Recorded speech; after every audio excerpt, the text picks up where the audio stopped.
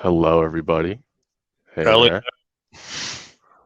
Okay, we're here today for the masterclass, Servant Leadership for Sales Ops. Of course, before we start, always like to kick things off with a quick icebreaker. Would love chat participation with this as well. Pete, what's a favorite meal you've had recently? Mm.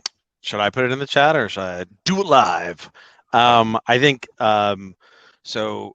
I've been doing a bunch. So I try to do quarterly dinners with my sales team, kind of individually. It's like kind of like a professional development slash like morale thing with reps on my team.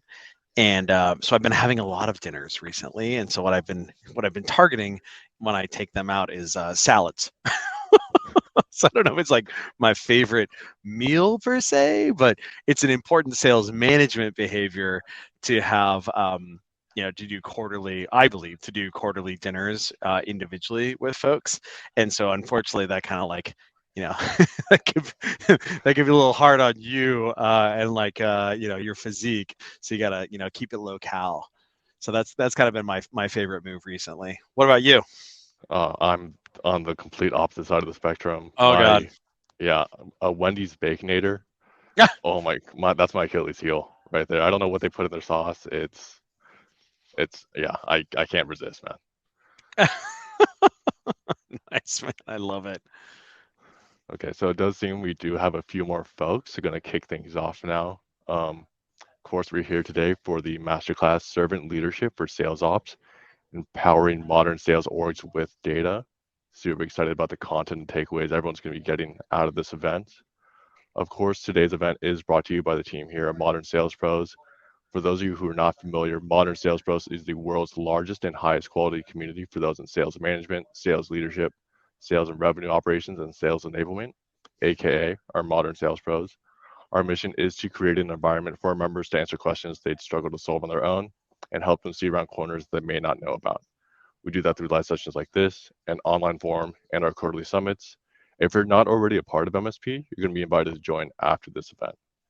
Before we dive in, do you want to cover some housekeeping notes? First of all, this event is being recorded.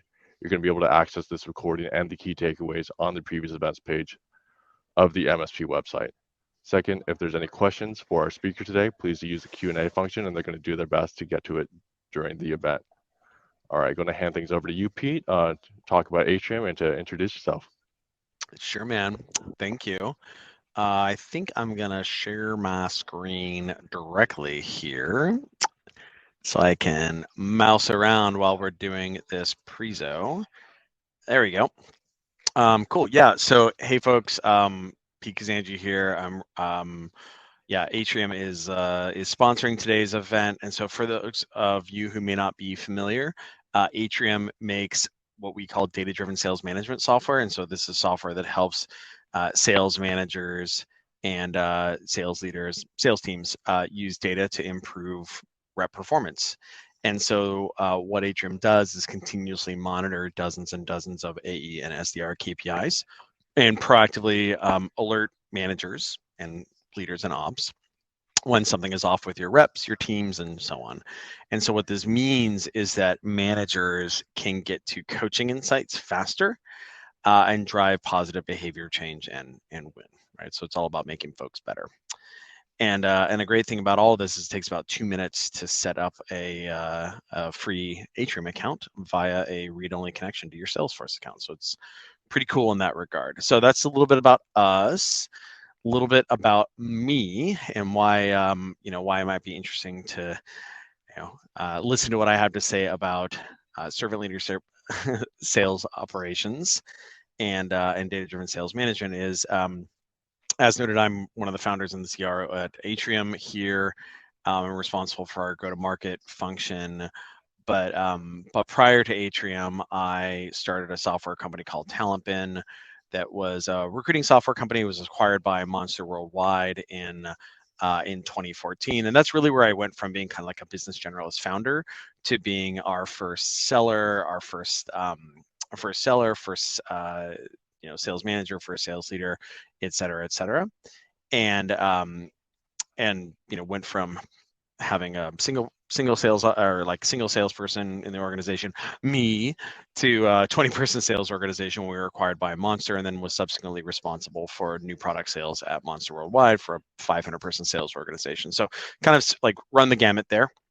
Subsequent to that, I wrote a book on startup sales called Founding Sales, and then also started this little community called Modern Sales Pros. So that's a little bit about me.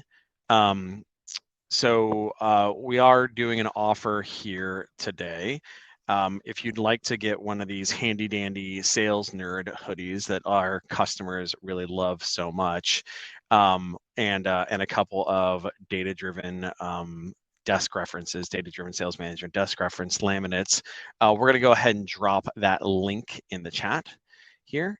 So you can just go ahead and sign up for that. You'll just have to put in your size there, etc. And all we ask in exchange for that is a quick chat on how you are doing data-driven sales management at your current organization right now. So you can go ahead and sign up for that. We're going to go ahead and drop that link in the chat there for you. Wonderful. So what are we going to be talking about today? We're going to be talking about how, maybe framing a little bit about how you should think about your job as a sales ops pro, specifically as relates to serving managers and leaders that you work with. Also, how you can use data and metrics to do that. Right, it's kind of one way of doing that. And then we're going to talk about what those might be, what those data assets might be, in order to help your organization, in order to better serve your organization. So that would be things like, the metrics that leaders need in order to manage the business, the metrics that managers need in order to lead the reps effectively, and the metrics that folks need in order to monitor at the rep level. So that's going to be that.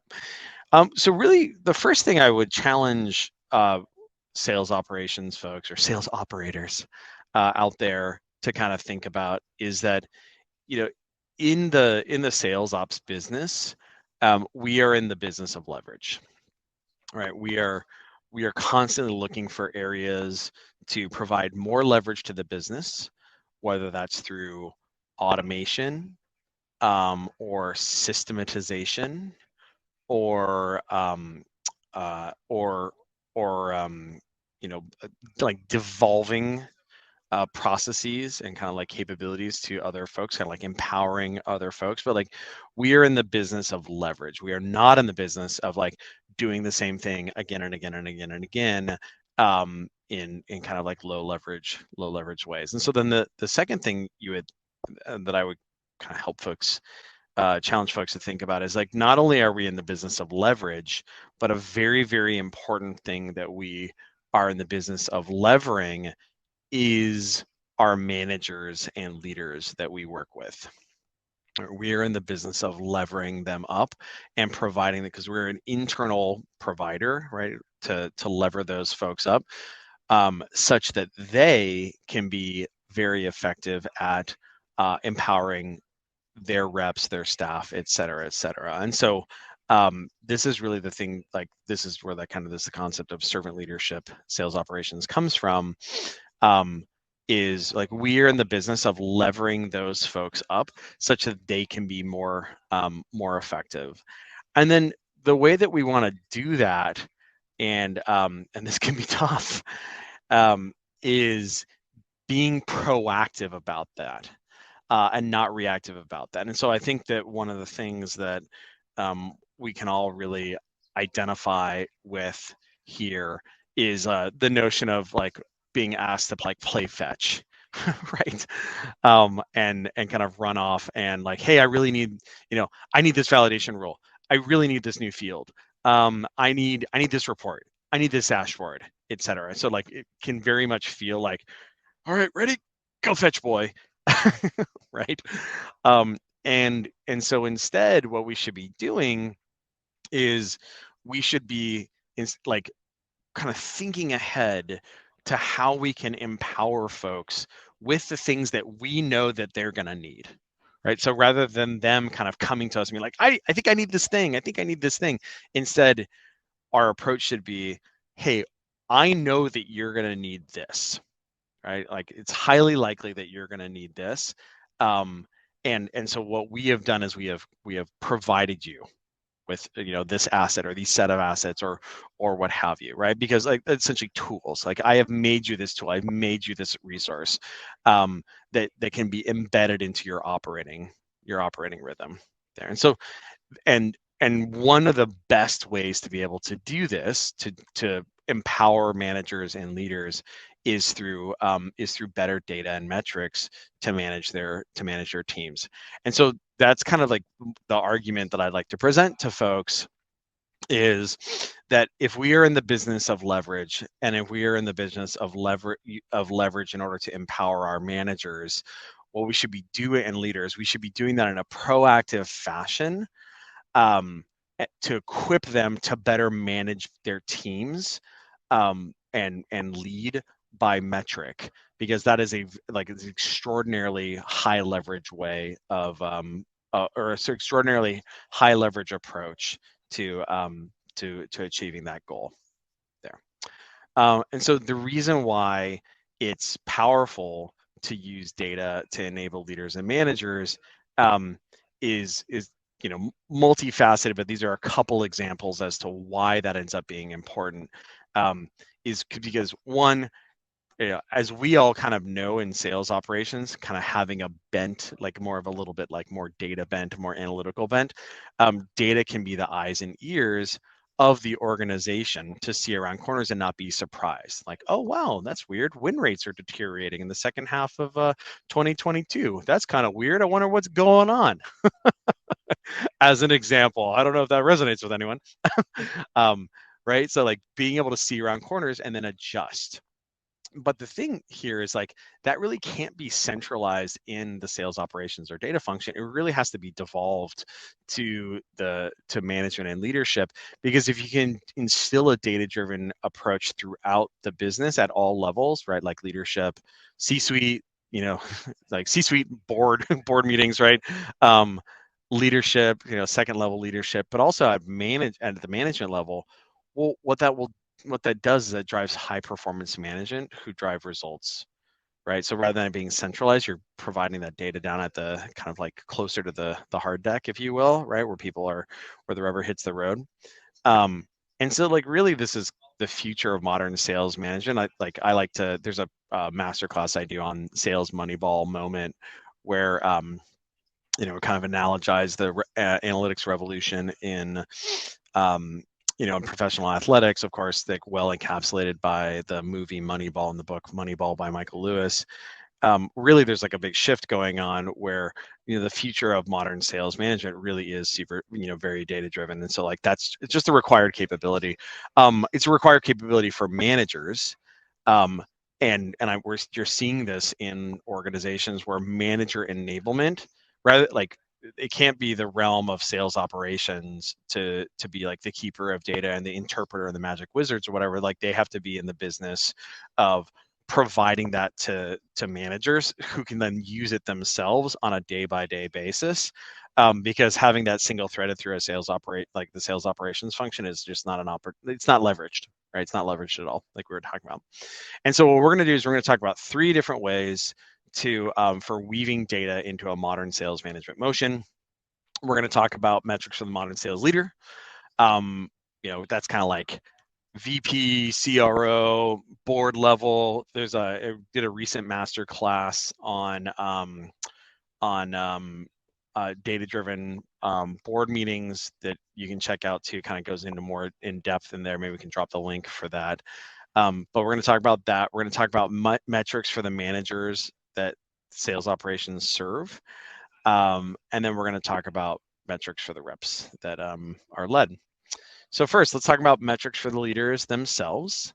And we're kind of going to break things out here. So these are just going to be a set of metrics that you should maybe consider would be useful for having in your leadership operating rhythm, right? So you've got your VP of sales, your CRO, maybe you're like senior director of SDR, et cetera. What are the things that those folks need to be empowered with so that they can, consume these on an ongoing basis and kind of see around corners etc. And so really the way that I kind of like to break those out is what I call line of sight revenue. So essentially like, hey, here's what's coming right now. Revenue next. It's like, hey, what's coming up next? Rep productivity, or what we like to call the fingerprint of success, right? So these are about averages. These are not about totals. These things right here are about totals. These things right here are about averages. And some other kind of examples there. So cool. Let's talk about that a little bit. So, the metrics for leaders, kind of the first thing you're going to be looking at there are going to be lots of totals, right? So like new opportunity inflow, total pipeline ownership, new pipeline ownership, and obviously like lagging indicators like wins and bookings. Like these are things that folks, and these are all like screenshots from Atrium, Atrium's library of like hundreds of kind of pre-baked metrics there. But like these are the things that leaders kind of care about. Like what is the line of sight there? The next thing is kind of like forecasting, right? And that would be, hey, looking forward, just on a raw basis, maybe looking at our pipeline by close date. What does the pipeline look like for this month, the next month, the next month, the next month after that? Maybe split by forecast category. Maybe it's, depending on your sales motion, maybe it's 12 months split by quarter, et cetera. And then also doing the same thing on a rep basis, right? What does it look like for your reps there as well? So essentially like this kind of basic kind of forecasting stuff is something that you'd want to be paying attention to there. The next step there is going to be what I would call kind of like more advanced forecasting, or kind of making judgments about things. And so a great example of that would be kind of advanced, like what we like to call win rate weighted pipeline. So it's essentially like how much pipe how much pipe is in this quarter, next quarter, the quarter after that, discounted by the level of not instead of like an arbitrarily created probability that like someone just like licked their finger and kind of like assigned to different stages, but instead discounted by the win rate, right? The historical win rate for that stage, but importantly on a rep by rep basis. A lot of organizations do this manually. They'll like do a discounted, they'll do a probability based win rate based or like pipeline that's been weighted based on win rate for a segment. Kind of do that manually based on a historical win rate from different stages. One of the things that we like to do here at Atrium, we built this, is just do that on a per rep basis, because different reps have different win rates from different stages. And then the next thing that you would want to look at there is kind of pipeline change in a quarter, right? So, how much, what did you kind of enter what did you enter the quarter looking like from a pipeline standpoint? And then kind of like what has played out over time there. So these are kind of some examples of things that you might like want to check out there that like would be very powerful for what we call line of sight revenue for that kind of leadership. You can also do kind of anomaly detection on this as well. So like kind of line of like alerting anomaly detection on line of sight revenue can be very helpful. But I mean, I guess like you're kind of like bird dogging that pretty heavily from a visual standpoint. So this can be nice, but maybe because you're bird dogging this so hard, it's a little bit less important. So then what we want to talk about is what we call like revenue next. So this is stuff that's like line of sight, where new opportunity inflow, or kind of like forward looking pipe, or win rate weighted pipe. Well, what about the stuff that's going to come in the next quarter or the quarter after that?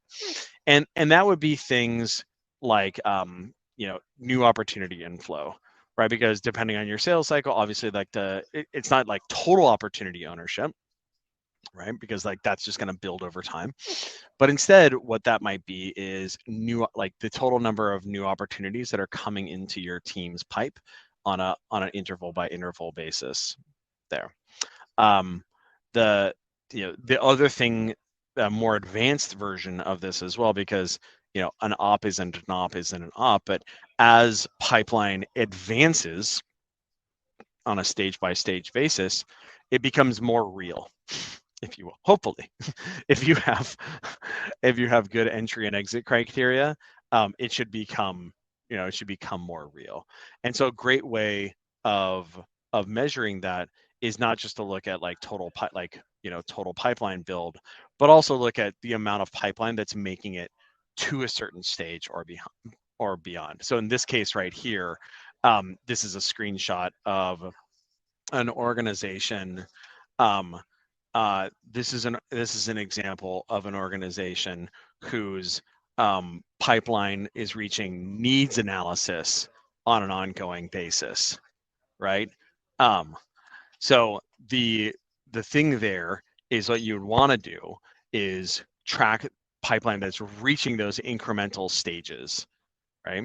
Um, the next thing you might want to focus in on is concepts around revenue next, and SDR leading indicators, right? So because pipeline creation and pipeline advancement is, that is a leading indicator to revenue, but the leading indicator to pipeline creation is going to be that SDR behavior. And of course, even beyond that would be marketing behavior as well. That's kind of beyond the purview of what we're going to talk about right here. But looking at leading indicators in the SDR team, like aggregate number of SDR net new accounts being touched, aggregate numbers of total accounts that are being touched.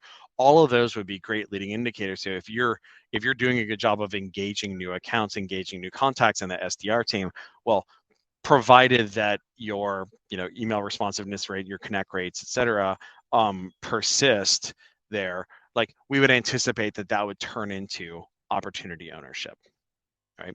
And so this is why this stuff right here, like it's like an important thing for doing from a looking at revenue next standpoint. So then the next thing is, and these are all totals right here. So lots and lots of totals here, important to pay attention to. It's great.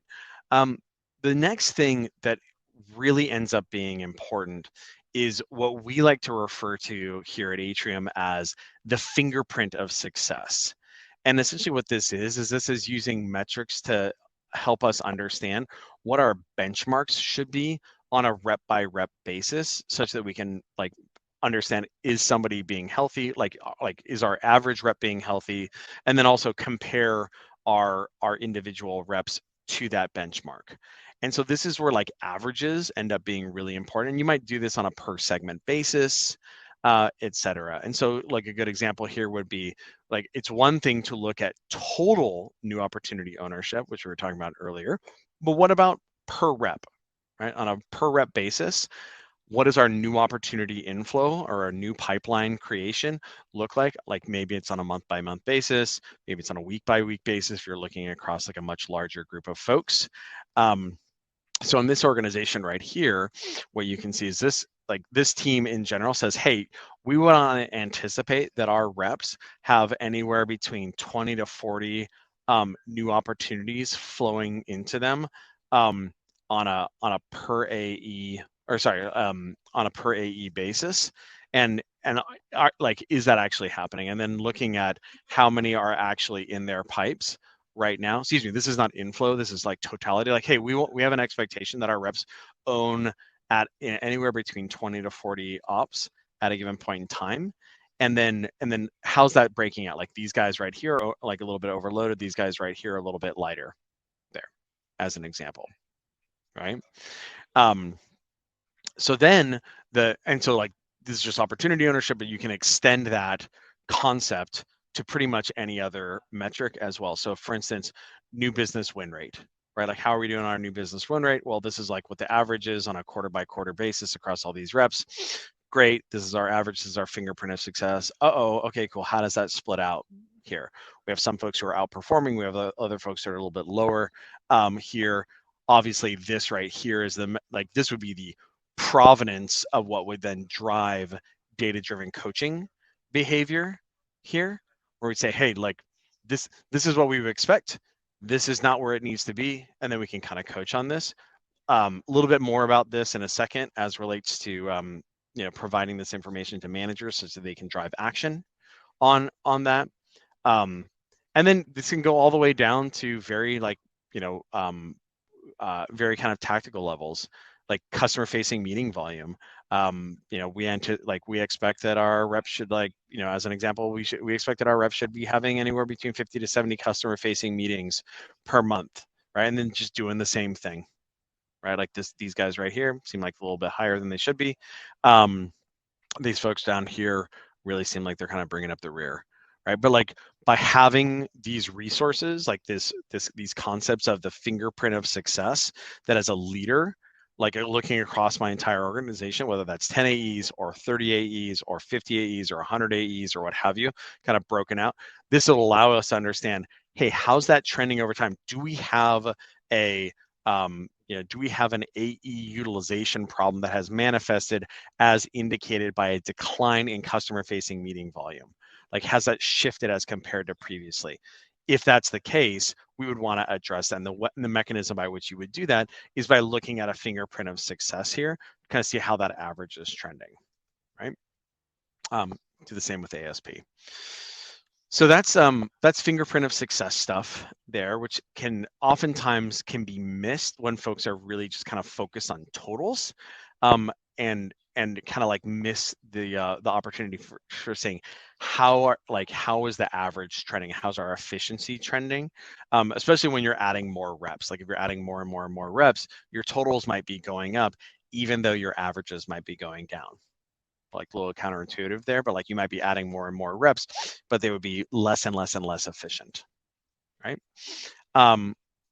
Cool. And then the last thing I want to kind of talk about is what we talk about early warning indicators and kind of like early warning indicators and anomaly detection here at Atrium, because it's something that like we've spent a lot of engineering resources doing. But importantly, what you want to do is like having these resources in place is great. The downside associated with them is that you have to, make a promise that what you're going to do is use your eyeballs to measure these things on a recurring basis, which we're all human, and so it's easy to miss things. And so by having kind of early warning indicator and anomaly detection in place, that can help leaders and whether it's a manager level or leadership level understand where trends are showing up to the good or to the bad. So as an example, this team right here has a higher average selling price than they had historically. This would be an example of something that like we'd love to be aware of proactively versus having to like go and like sniff things out. Or new pipeline ownership, right? Like, hey, turns out on a month by month basis, this team has less new pipeline coming into their pipe than they historically have had. This would be an example of a really good thing for us to bird dog. We'd rather know about this up front than be caught flat-footed here, right? Like look at this at the end of a time interval or what have you, right? So that's kind of that. And of course you can do this for board meetings and QBRs as well. Maybe what actually Elliot already did dropped a link in there on data-driven board meetings, so that's fantastic. Cool. So then the next thing we're going to talk about here is kind of this notion of metrics for the managers that sales operations serves, right? And so that's kind of like this thing right here. Like, what do we need to be doing to equip the sales managers, right, who are kind of like the feet on the street, if you will? What do we need to do in order to equip them to more successfully manage by metrics and to more successfully use to infuse data in their sales management motion? And so we'll kind of go through a couple different topics here. Like one, a little kind of like disquisition on like why managers matter and should be using data, and as an extension, why sales operations should be empowering them. Then we'll talk about like data-driven operating rhythms, data-driven one-on-ones, then managing with goals. And so the first thing here is one thing that I would advance to you all is that sales managers, so like frontline managers, right? So AE, SDR, AM, CSM managers are extremely important in in sales, in high performing sales organizations. And the reason why is because like again, they're a form of leverage. Like any given sales leader can't manage 30 reps or 50 reps or whatever. And any sales operations person who's, maybe diving into the data or whatever and trying to analyze what's going on with like 30 different reps or 100 different reps or whatever, there's no way that you're going to be able to do that. And so if instead what we can do is we can empower our managers to be more effective, what they'll be able to do is the biggest kind of impact is that they take middle performers and they make them, not like super top performers, but they just cheat everybody up, just cheat everybody one step to the right on the bell curve. And you can kind of see this in Gartner's research, where high performing managers are the ones that drive top performers. They drive higher top performers. Excuse me, they drive more top performers. You don't take your top performers and be like, all right, like you're already 120% over quota and we're going to make you 140. It's pretty hard to do given the fact that everybody has 40 or 50 hours in a week. But if you have 8 reps that report to you, right, or 6 reps that report to you, and 3 of them previously were at like 70% to quota and you get them to like 80, right? That's going to be the source of leverage. That's going to be a lot. That's going to be the difference there. And so the problem is that the mechanism by which to do this, there's actually a bunch of different things that sales managers need to spend their time doing. Most sales managers are pretty good at deal inspection and strategy. You don't really have to remind a lot of AE managers to to talk deals with their reps. It's usually they come from a AE like an AE background, so it's like second nature. But what you do have to remind them to do is more kind of data-driven behavior. So like track progress towards goals and not just output goals. Like, hey, how are we tracking towards quota? No, that's like not really the thing that's going to get it done. Like you don't have to really be reminded that. It's tracking progress towards precursor goals, right? Bringing data into one-on-ones, monitoring the leading indicators of new hire ramp, right? Not being satisfied with like, yeah, they're going to get their full productivity in month 9, so I'm going to ignore them in the meantime, or I'm just going to pay attention until they get their first deal done, and then I'm going to declare victory there. Have to be paying attention to more leading indicators there. And then of course, for folks who are already out of ramp, that means identifying issues and then fixing them, because that's how we're going to get more of our reps to top performers. Like, hey, like rep A, you have this hitch in your giddy up. Rep B, you have this hitch in your giddy up, and we're going to fix that, right? And then of course, standardizing the success of top performers. So taking what's making your top performers most effective, understanding that, and then standardizing that across the rest of your team. So these are the things that sales managers should be doing in order to drive higher performance. The problem with this is that for the most part, most organizations don't do an amazing job of enabling their managers to do this effectively. And so there's kind of 2 reasons why. One is that manager enablement is often an afterthought. This is changing a little bit as organizations kind of redirect kind of some of their thinking, thanks to the folks like this around manager enablement. But because data-driven sales management is not something that just comes naturally to sales managers. Oftentimes typically they're promoted ICs, and then as we kind of say is like, they don't necessarily come from the math department. They come from the selling department. Like they're great. They're excellent communicators. They have a high bias to action. They're probably a higher performing rep to start out. It's not necessarily something like data analysis is not something that they were kind of imbued with. And then the second big problem is that we don't really do them any favors when it comes to enabling them from a resource standpoint, because we try to get them to use the assets that like are for analysts. And so it's not surprising that typically what ends up happening is managers kind of just spend their time kind of going back to the thing that they're used to, which is deals, right?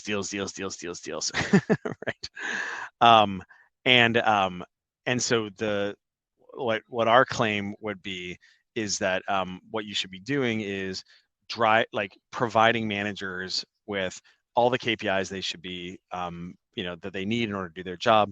And then moreover, helping them monitor those things, right? So doing proactive goal track, like automated proactive goal tracking, providing early warning alerting to managers. Hey, this rep's win rate is off, and it's because their conversion rate out of this stage right here is really problematic. Hey, this rep's ASP is a lot higher than it's historically been.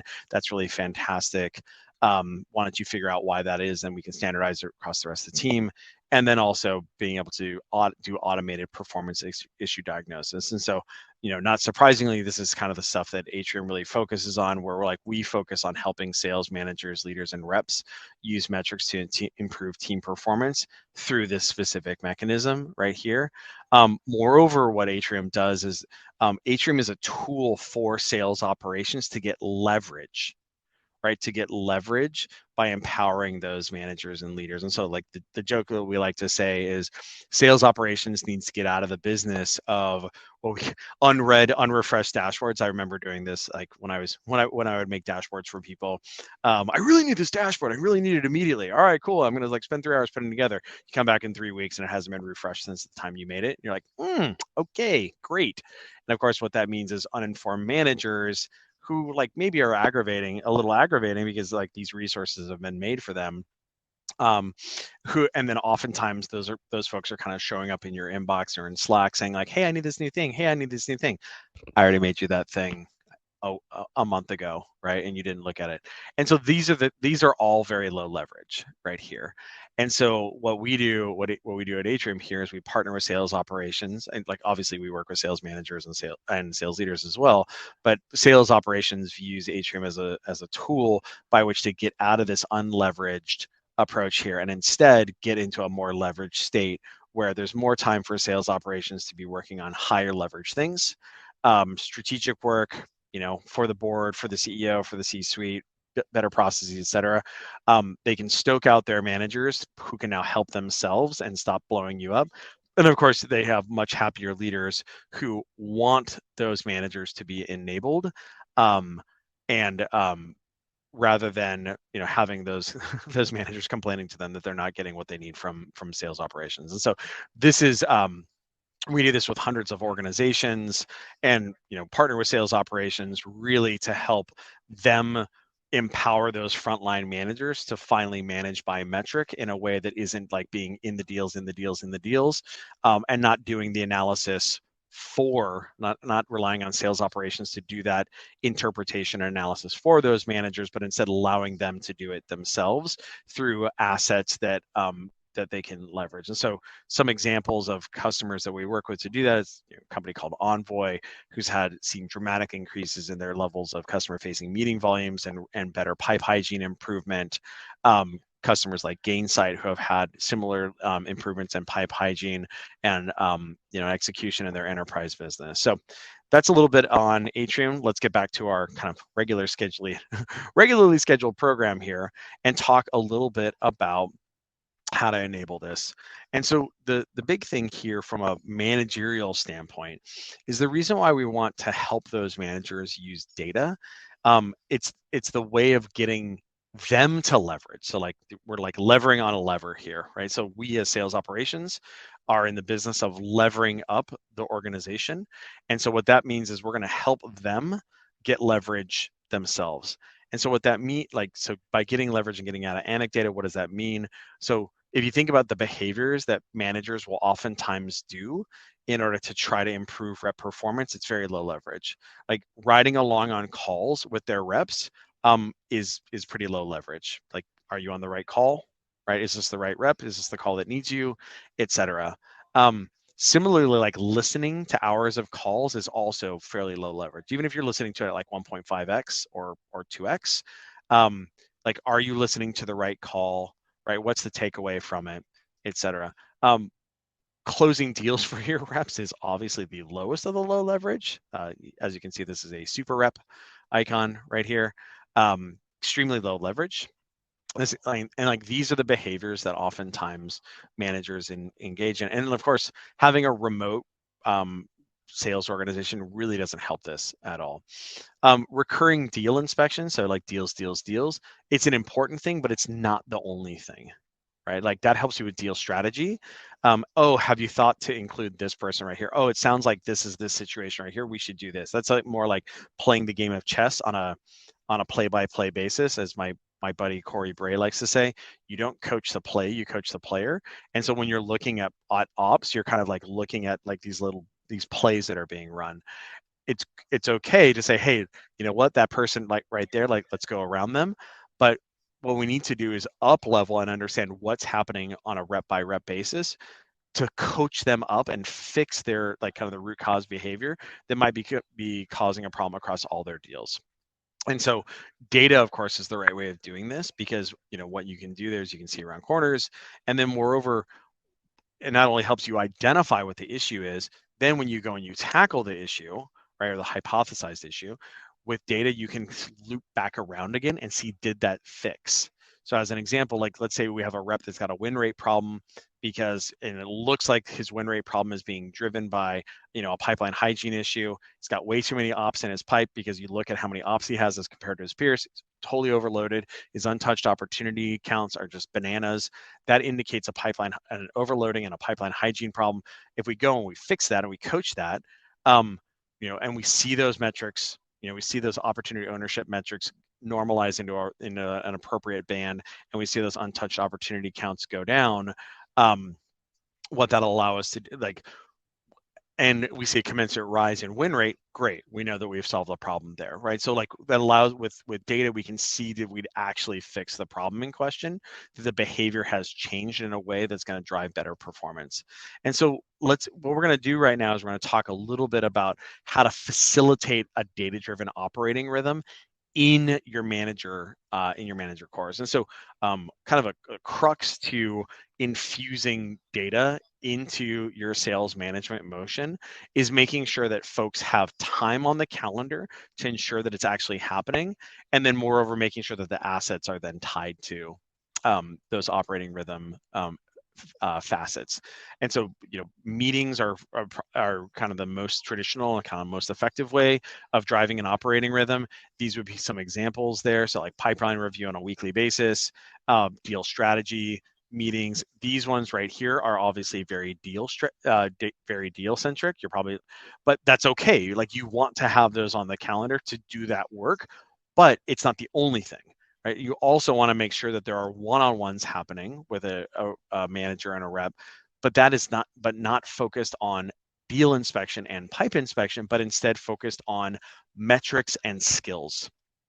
To the point that we used earlier, that would be the place where we would talk about the fact that this rep has a pipeline hygiene problem, and we would prescribe solutions there, and then come back to it again in a week or 2 weeks or whatever it is that your operating rhythm is, and see if that has solved, right? Like that's not going to happen in a deal strategy review.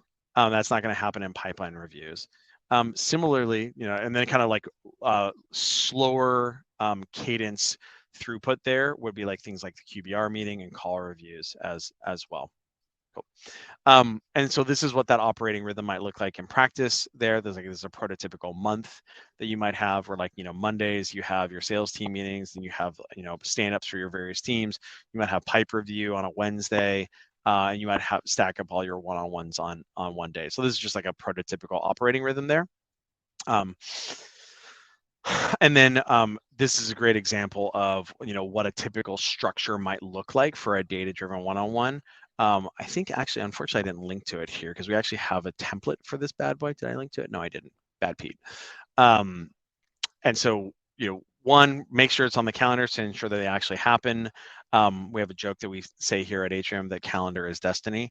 You might want to make sure that these things actually happen. You got to put it on the calendar on a recurring basis. And then, having a good structure as delineated by, a good templated working doc. At minimum, make sure that there is a recurring agenda in the meeting invite. And then you could use that if you want, as like a scratch pad. Like you have topics that you want to bring up, you can put it in the 2 weeks out meeting agenda. The more official, kind of fancier version of that would probably be looking at doing that in a template doc, right?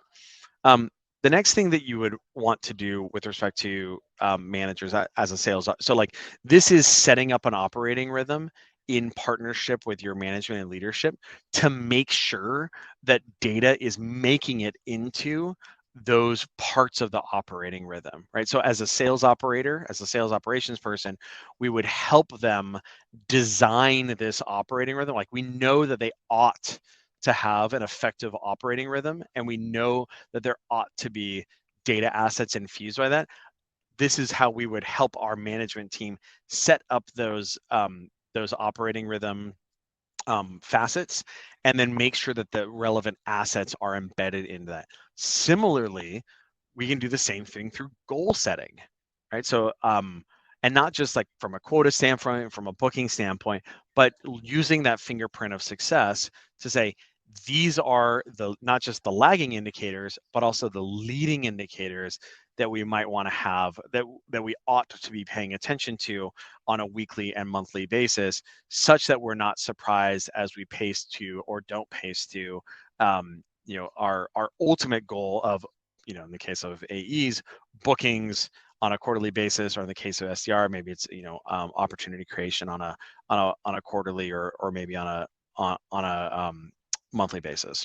And so setting those goals and then systematizing them is an example of a great way for sales operations to empower those frontline managers by providing an asset, so a goal harness, a metrics harness, a goal harness, which then the managers use to hold their those reps accountable to, right? So sales operations, like, once that is built and provided, sales operations is not in the business of monitoring it. That's the responsibility of the managers, but the managers themselves are not necessarily going to derive those, like, which goals should I be setting, which goals should we be or sorry, what metrics should we be setting goals on? What are the appropriate levels of those goals? What is the appropriate time periods on those goals? Those are all things that sales operations and leadership can use to provide this to sales managers, who then can use those on a daily, weekly, monthly basis to better manage those reps, and drive the appropriate success. So this is an example of another, Zelda sword, if you will, that we want to give our managers. Okay, cool. So how do we actually do that? Well, what we want to do is we want to set goals appropriately there. We want to use there's a couple different ways we can do that. We can use historical performance by our kind of like upper middle reps to inform reasonable goals. So we can look at historical performance there. We can also look at, we can kind of go bottoms up and use a model to inform expected levels of activity there. And then also we can use benchmarks. This is something that's a little harder for organizations to do that don't have access to other data. This is one of the things that, like, we're kind of blessed with here at Atrium, because we have hundreds and hundreds of customers. Our customer success team can easily help organizations benchmark across anonymously across other organizations that kind of look similar to them.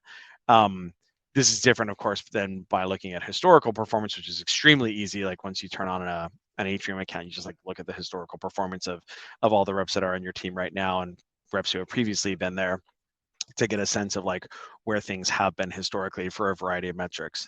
That said, if you want to look at kind of examples of benchmarks there, these are some examples of suggested AE goals here. Customer facing meeting volume anywhere between 7 to 15 per week. If you want to get down to the level of granularity of customer facing email volume, I'm actually a fan of this. A lot of some people are like, oh man, that's too granular. I don't know, AEs should be hustling, right? As SDRs are hustling, AEs should be as well. We do a lot of our selling asynchronously via email, so it should probably be showing up in there as well. Maybe just do opt touches instead. But these are some examples there. Obviously, as you get up into bookings and pipeline ownership, it's going to start spreading out a little bit more. But the metrics focused around things that you might are reliant on how many hours there are in the week, it should be probably pretty consistent. And these are some examples here with SDRs as well. So then the last section here we're going to talk about is metrics for the reps that that make up the organization, right? And there are a couple situations in which sales operations and sales leaders might actually want to get down to the individual rep level. And so this kind of sounds like it might be a little bit lower leverage because this might be a little bit lower leverage because it sounds like, well, wait a minute, Pete, you just said that we should be enabling managers, we should be enabling, giving them leverage, et cetera, et cetera. How the heck can I pay attention to, a bajillion reps? And then the response to that is like, well, what we can do is there are certain really high criticality times when backing them up can really matter, right? When backing up your managers can really matter. And so examples of that would be in ramping, right? Because ramp is a super, super, super important part, like a super critical time in a rep's tenure in an organization. It might be around things like key initiatives. Like you might have a very, very specific initiative. We see this a lot with Atrium. Organizations will start working with Atrium and say, hey man, we got to get our pipe hygiene game tight. Or, hey, you know what? Like we just reduced the size of the SDR team by 50%. Our AEs have really got to get on the prospecting game, right? So we have a key initiative around AE pipe gen. Okay, great. But these are examples where you would enable managers to be able to measure this themselves, but you would probably back them up as well. So let's kind of go through some of these examples here. So ramping, making sure that our reps are ramping successfully is obviously extraordinarily important. Traditional kind of analytics solutions really make it tough to see how folks are ramping because they don't allow you to baseline everybody at the same start date. This is actually something we built in Atrium to make it very, very easy for folks to be able to baseline everybody to the same start date. And like you can kind of see it right here. So this is bookings, obviously, but like from an opportunity ownership standpoint, you can see that there's a couple reps here who are a little bit behind the 8 ball when it comes to ramping. Right, you can see everybody else's prior ramps here. These guys look like they're about like 2 or 3 months lag there. Yep, see that little delta right there? And so that's something that we would want to identify, right, and be able to like seek to fix. Want to redirect, like we want to, the whole purpose of all this data-driven management is we want to change, we want to see something, and then intervene to change behavior. Similar version of that would be alerting on these sort of things. So making sure that folks, it's one thing to use our eyes to try to bird dog these things, but being able to statistically be alerted to the fact that someone is way behind all their peers with respect to opportunity ownership. This is something that a manager or a sales leader or a sales operations person who's helping that manager back check their team, like this would make this hair on the back of your neck stick up. Like this rep is 32% behind the typical ramping employee with respect to op ownership. That has probably pretty substantial implications for eventual, like what eventually would be their bookings outputs, right? Or conversely, you could say, hey, like this person's new opportunity inflow is way ahead of everybody else. That's fantastic. Is there a new signifier of success here? Right? Like, did this person figure out something new that we can standardize for the future there and make everybody's ramp better? And then of course you can do the same thing with like more lagging indicators as well. Like, hey, this person's like closing way more deals than their peers. That's awesome. Figure out why, make it such that everybody does this. Oh, it looks like it's because their win rate is a lot higher. Why is that? What are they doing differently? Let's go ahead and apply that to everybody else. And then the same is true with so that's ramping.